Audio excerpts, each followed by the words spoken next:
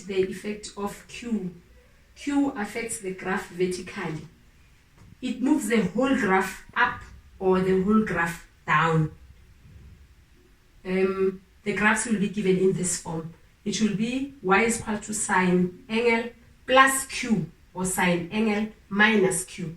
So Q will be plus minus, not part of that, not like in A where A was A sine. So it will be written like that. Now how do you move the graph? You add Q. You remember with A we multiplied. With the Q we add Q to all y values.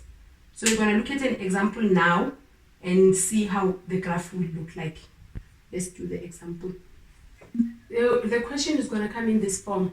Sketch the graph of y is equal to cos x plus 2, and x is in the interval of minus 180 and 180. So this is your restriction.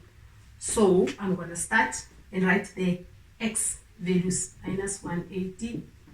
You remember cos has a change in every 90 degrees. So my x values are going to be these ones. Because of the restriction, I must end at 180. Right? The restriction is very important, just like as I said. Because of the restriction, you end at 180. Because of this side, smaller restriction, you started at 180. Now we're going to write the y values. With the cos graph, the y-intercept is 0 and 1, right? And then after 1, you get 0. I'm using the wrong pen. I want to use the black for this. It's 0 and 1. And then your graph is going to go to 0. Then your graph is going to go to minus 1. This side, it's 1. Then it's going to go to 0. And it's going to go to minus 1. Right, let's draw the graph.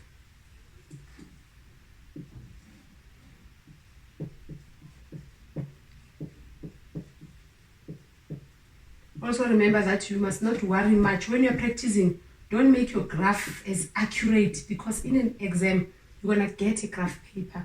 So it will not matter that much. My graph will not be able to be drawn. I have to move it down.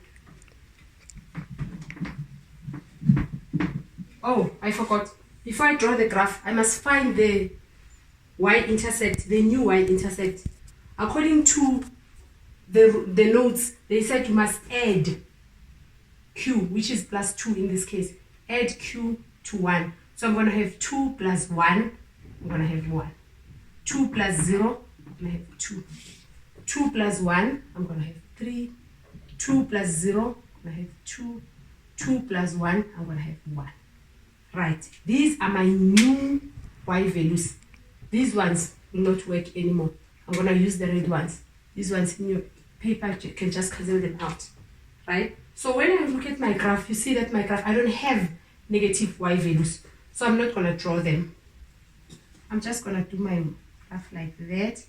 Then I go 1, 2. I'm not spacing it correctly. Let's make it a little bit bigger.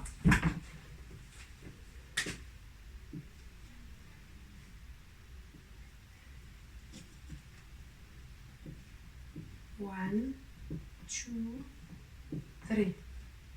Then I do my x minus 90 minus 180, 90, 180. Minus 180 and 1. My point will be here.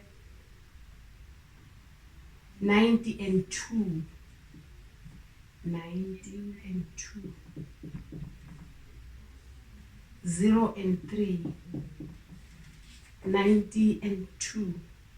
Or that one was minus 90 and 2. This one 90 and 2. 90 and 2. And that one 180 and 1. 180 and 1. My point will be here. So my graph will look like that. When you remember the standard form of the graph, this graph has just moved 2 spaces up. You remember that the P will affect the vertical shift.